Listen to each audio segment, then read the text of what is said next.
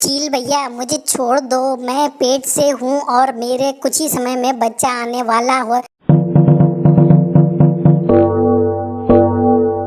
जंगल में टूनी चिड़िया गर्भवती थी और वो अपने बेटे सोनू के साथ बड़ी हंसी खुशी और प्यार से रहती थी। वो कुछ ही समय में माँ बनने वाली थी, तो वो बहुत खुश थी और उसका छोटा बेटा भी बहुत खुश था क्योंकि उसका कोई छोटा भाई या बहन आने वाली थी। फिर टूनी कहती है, बेटा मैं दाना चुगने के लिए जा रही हूँ, आप इधर ही रुको। सोनू कहता है, माँ मैं भी आपके साथ चलूँगा, आप बहुत ही कमज़ोर हो, आपको कोई दिक्कत ना हो इसलिए मैं आपके साथ चलना चाहता हूँ। तो टूनी उसे मना करती है और अकेले ही जंगल में दाना चुगने चली जाती है। वो एक खेत में अनाज के दाने खाने लगती है, तभी टूनी पर एक चील हमला कर देती है और वो टूनी को खाने की कोशिश करती है। तभी टूनी चील भैया मुझे छोड़ दो, मैं पेट से हूँ और मेरे कुछ ही समय में बच्चा आने वाला है, प्लीज़ मुझे छोड़ दो, आप भी तो कभी माँ बनने वाली होगी। तो चील को टूनी पर दया आ जाती है और वो उसे छोड़ देता है और उससे कहता है, जल्दी से यहाँ से भाग जा, तू यहाँ रुकी तो मेरा मूड बदल जाएगा और मैं तुझे खा जाऊँ। टूनी सरपट वहाँ से भागती है। भागते भागते टूनी बहुत थक जाती है क्योंकि वो बहुत कमज़ोर थी। वो एक पेड़ पर जाकर रुकती है तो वही आराम करने लगती है। तभी वहाँ पर एक गिद्ध आता है, वो टूनी पर हमला करने लगता है और कहता है, मैं तुझे खाऊंगा। टूनी उससे कहती है, भैया मुझे छोड़ दो, मैं गर्भवती हूँ, कुछ ही समय में मेरे बच्चे आने वाले हैं।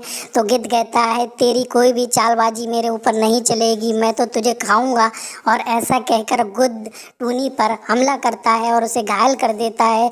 टूनी बेचारी बहुत रोने लगती है और वो सोचती है अब उसकी ज़िंदगी ख़त्म होने वाली है। तभी वहाँ पर वही चील आ जाती है और वो टूनी को बचाती है। चील कहती है, चिड़िया तुम यहाँ से भाग जाओ, मैं इस गिद्ध को देखता हूँ। और ऐसा कहकर टूनी वहाँ से जल्दी जल्दी भागती है।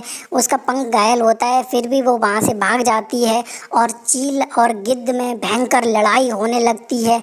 वो दोनों एक दूसरे के खून के प्यासे हो जाते हैं। वो दोनों इतना लड़ते हैं, जब लड़ाई का कोई नतीजा नहीं निकलता है तो दोनों अपने अपने रास्तों की तरफ भाग जाते हैं। टूनी लहूलुहान लड़खड़ाते हुए अपने घर पर आती है तो सोनू उसे देखते हैं और कहता है, माँ माँ आपको क्या हुआ, आपको इतनी सारी चोट कहाँ लगी। तो टूनी कहती, बेटा अब मेरा अंतिम समय आ गया है। आखिरी सांस गिनते हुए टूनी अपने एक छोटे बच्चे को जन्म देती है। वो एक लड़की होती है। सोनू अपनी बहन को देखता है, उसका ध्यान अपनी बहन पर नहीं जाता है, वो माँ माँ करके रोने लगता है। तभी सारे पंछी वहाँ पर इकट्ठे हो जाते हैं और वो सोनू को समझाते हैं कि अब तुम्हारी माँ इस दुनिया में नहीं रही, तुम ही अपनी बहन के लिए माँ बाप हो, तुम्हें अपनी माँ की तरह अपनी छोटी बहन का ध्यान रखना होगा। तो सभी पंछी उसे ऐसा समझाते हैं। तो सोनू अपनी बहन की तरफ देखता है तो उसे उससे बहुत प्यार आता है। फिर सोनू अपनी बहन का बहुत अच्छे से ध्यान रखने लगता है।